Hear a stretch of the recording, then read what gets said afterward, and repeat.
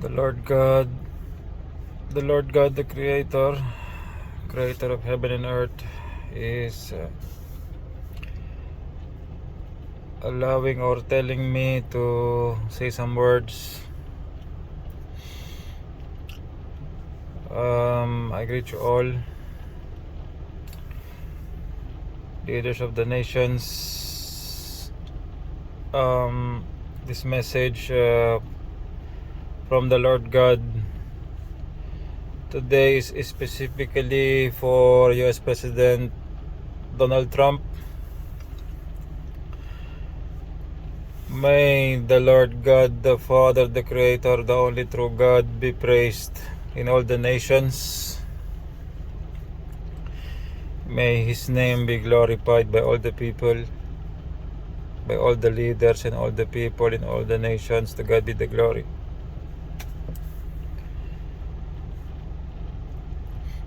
I greet you all. To US President Donald Trump, you're doing a very, very good job. A very great job. You are applying the law of God the Creator in USA, and I'm getting dizzy because of the I'm receiving messages directly from God the Creator. It makes me dizzy when I receive data. So the Lord God has said that right now to me that He is very, very happy with what you are doing. And yeah, I'm reading it. The Lord God is very, very happy with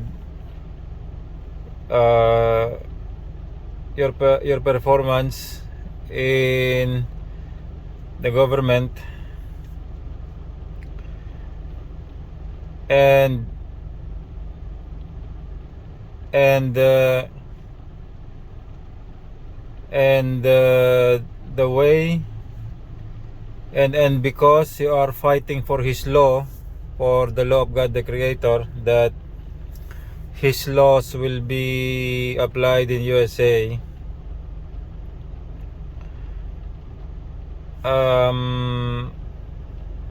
The Lord God the Creator, I'm trying to read it, I'm a bit slow.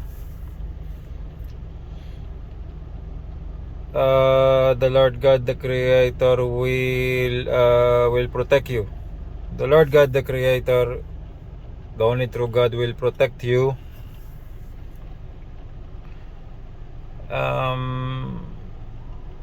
Will protect you and your family, because you are honoring His name, the name of the one true God, God the Creator, and His Son Lord Jesus Christ. And so this is the reason I'm reading what the Lord God is allowing me to say.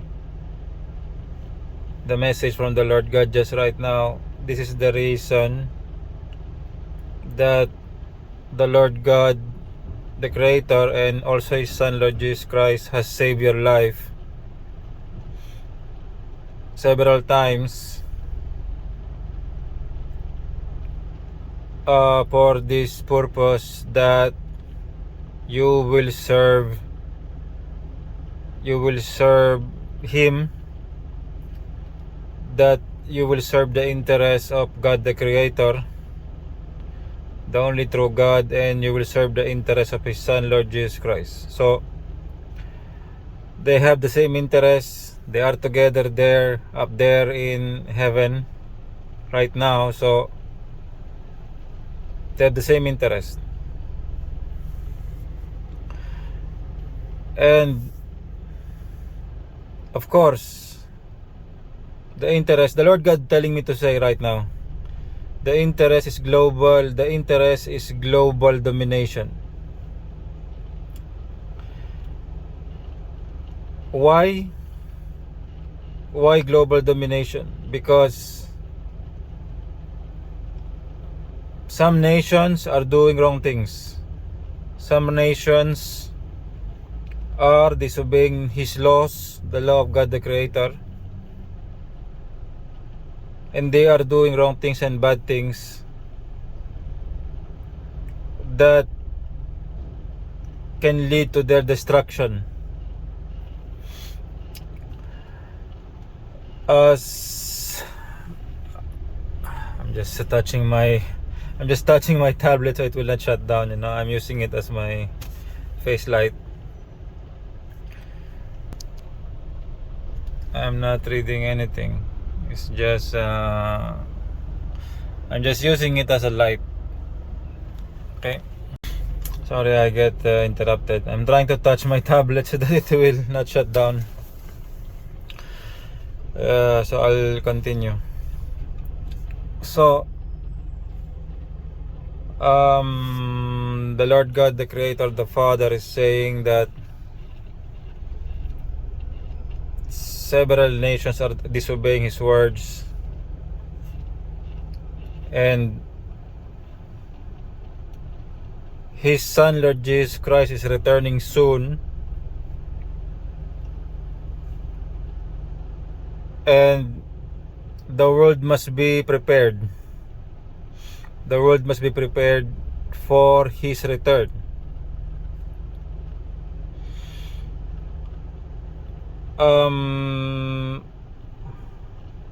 Okay, I'll explain that when I receive a messages, it's in a form of energy, and it's a data which is in a different language. It's a direct brain message, and I need to translate it in English.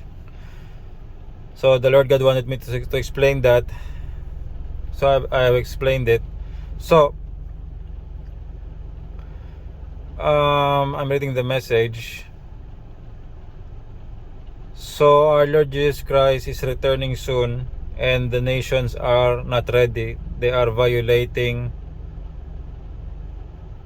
the law. The Lord God is telling me not to repeat it.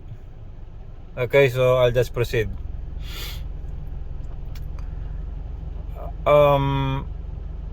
Yeah, the return of Lord Jesus Christ. So the Lord God wanted me to say directly.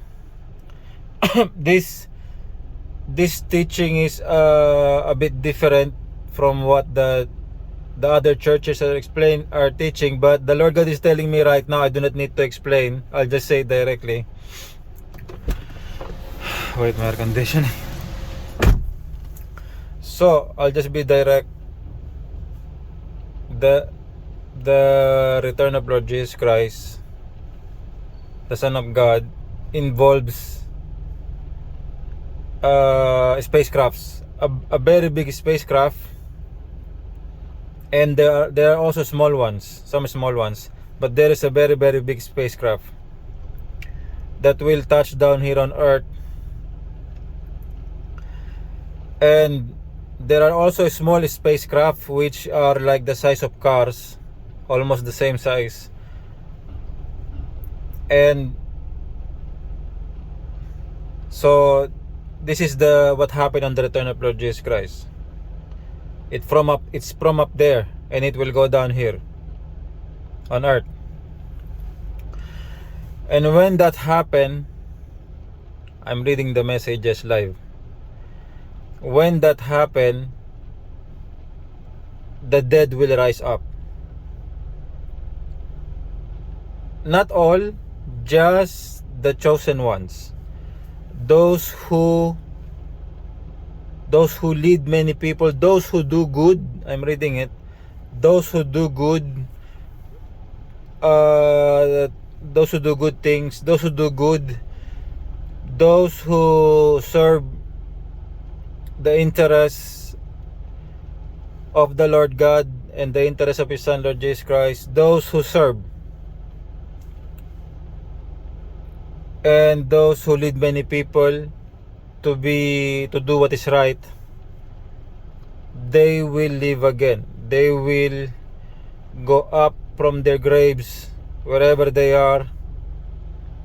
They will be given a new body, a brand new one, and the body will be the perfect age of a person. So I already have the information. I'm just gonna tell you. I just received it. The age is around 30. So it's like middle age. The age is around 30, which is the perfect age for a human being. So on when the Lord God gave a new body to the successful servants, they will have this brand new body which is like middle age. It's a brand new one, and after that they will not die anymore. They will not die anymore because the Lord Jesus Christ already arrived, already here with a very big spacecraft. And with inside it there are small spacecrafts which are like size of the cars. But the Lord God wanted me to say this is a very different material than what we have on earth. It's a very different one. It's not like what we're using here on earth. It's different one. So the Lord God wanted me to end that topic. So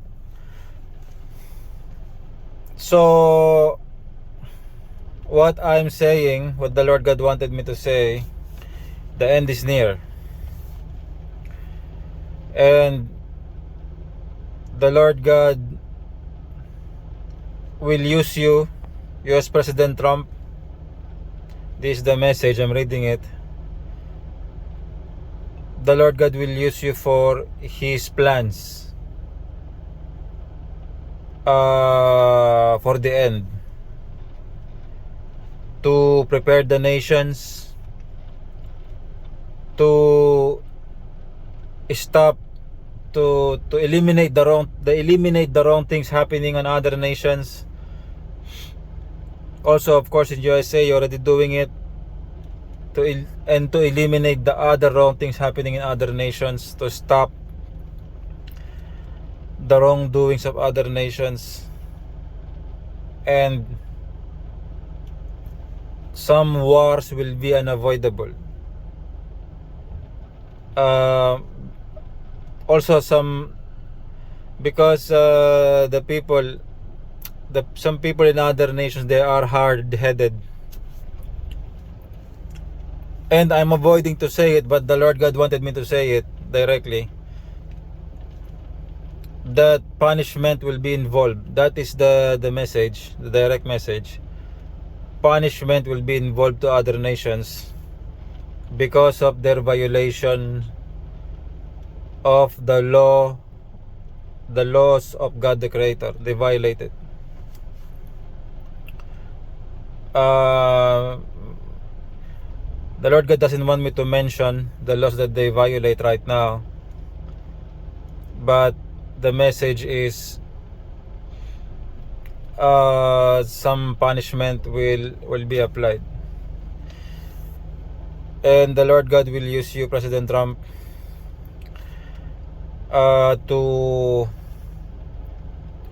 do this work, to apply this to different nations, to many nations, in preparation for the return of Lord Jesus Christ, in preparation for the coming of a very, very big giant spacecraft that will land here on earth.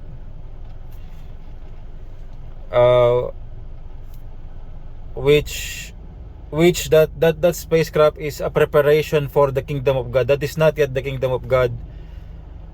That spacecraft, Lord Jesus Christ is inside it, but it's very big. But the kingdom of God, the golden one, the giant one, is about to come. So our Lord Jesus Christ will come first and resurrect the dead people, those who are victorious in serving the Lord God. They will be resurrected, and that's the reason why Lord Jesus Christ will come first. And then after that,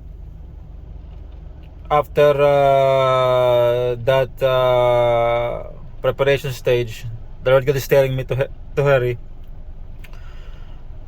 The very, very big kingdom of God, the golden one, a very big spacecraft, as size as a continent, will come touch down here on earth.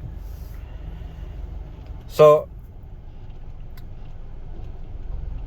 the Lord God will use you, US President Donald Trump, and the leaders with you to do the preparation, and of course, yeah, and also the elite families backing USA and other world leaders. The Lord God wanted me to say this. Other world leaders in preparation for His return, the return of the Son of God, Lord Jesus Christ. And the Lord God will use us to prepare, and I'm including myself. The Lord God wanted me to say that. Okay, I'm including myself, and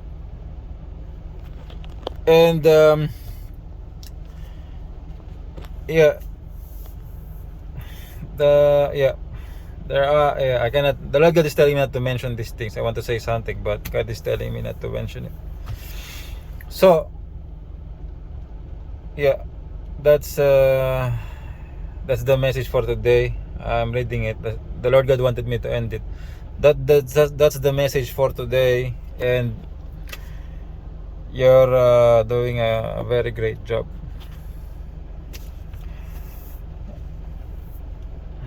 To God be the glory. That's why the Lord God, the Creator, and His Son Lord Jesus Christ saved your life. That you will be ready. That you will be that you will be charged. I don't know if it's the correct English to say that you will be charged to do all these great works that you are doing, not only in USA but in other nations. And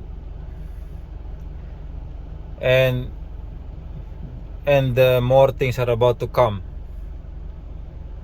The Lord God will use you with other more things to come. So the Lord God is telling me to end the message. So I greet you all. Glory to the one true God, the Father, the Creator. And there are some I'll mention next time the other details. Wait.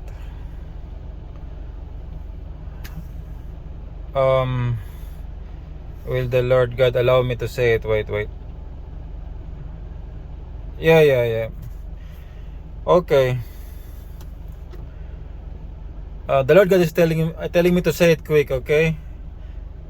There is a vision that the Lord God has sent to me months ago. But at that time, I don't know who it was. So, the vision is, I see it. The way the Lord God showed that to me. It's like I'm watching a movie. It's so clear, and I'm just seeing everything. Okay. What I saw is that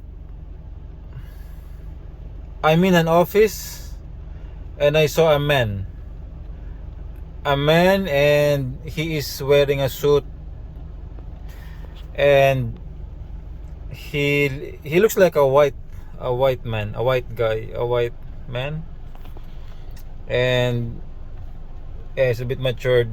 So that I can only see, the face is not clear. The way that the Lord God showed to me that time, the face is not clear, but I saw him there. He's standing there in an office. We're in an office, and he's wearing a suit, and his skin looks like white. Yeah. And then the Lord God has said, I hear it from heaven. The Lord God has said, this man is a very powerful man. So the Lord God is saying like that this man is a very powerful man. And then I saw that I saw that we are in an office. Like most of the I saw a big wood table. Most of the furnitures are made of wood, and even some parts of the walls are made of wood, like a dark wood, like varnish, like you know the furnitures, the expensive furnitures. And then The Lord God is telling me to be quick. And then there's some they are discussing. This leader is discussing with some people with some things, and then I'm also hearing about it. I can hear everything, and we're there. And then suddenly the Lord God gave a very I may say a very unique detail. I don't know if I can say in the correct words. It's a very unique details. Suddenly my vision zoom in, and the Lord God showed to me his front incisor, the front two teeth. And then it zoomed very close. The Lord God showed to me it zoomed very close, and I can see that leader, the leader that the Lord God showing to me, that man, his left incisor is not very straight. The left incisor is not very straight. It's a bit, it's not perfectly straight. The Lord God showed to me, and so that is, I don't know if I can say in my own words. That's it. Like, my gosh, what is the meaning of that? I'm thinking like that. But why the Lord God showed to me that left teeth is not straight? That man I'm seeing in the vision, who is the Lord God is saying a very powerful man. So the Lord God gave a very specific details that about the left teeth. I don't know, maybe it's a clue. Personally, I have not seen US President Donald Trump in close-up. I do not know about his teeth, but the Lord God showed that to me in a very clear vision. And I will just try to hurry up. And then what happened is, on that vision from the Lord God, and he said, that white man leader said, it's lunchtime. And so we stand up from that office, and then we move to a smaller table. It seems to be part of the office. There's a small table, and then a tall white guy came wearing white clothing at the top and dark below, dark pants. And he's a bit tall and he's a bit slim, and he has an eyeglass. And so he said that he will prepare the lunch. And so he put some food in the table, some different dishes there. And then the leader that the Lord God is showing to me, he sit down on the other side, I sit down on the other side, and then we eat lunch together. And then the vision ended. The vision ended right there. And so the Lord God, the Creator, showed this to me months ago. I think I have recorded that in my YouTube video months ago. And so just the Lord God wanted me to mention that quickly. And I have to end the message here. So the Lord God is telling me to end it. Okay. Right now, that's enough for today. So greetings to all. Glory to the one true God, the Father, the Creator. I greet. The Lord God is telling me to send greetings. I greet US President Donald Trump and Elon Musk, and Israel Prime Minister Benjamin Netanyahu. The very elite families backing USA and different nations, and APAC and USA and Israel, the very elite families and the leaders of the nations. I greet you all. Glory to the one true God, the Father, the Creator, and glory to His Son, Lord Jesus Christ. I'm servant of the Lord God, Brother Ishmael Tuazon, marked with fire. To God be the glory. May the Lord God be praised in all the nations. Greetings to you all.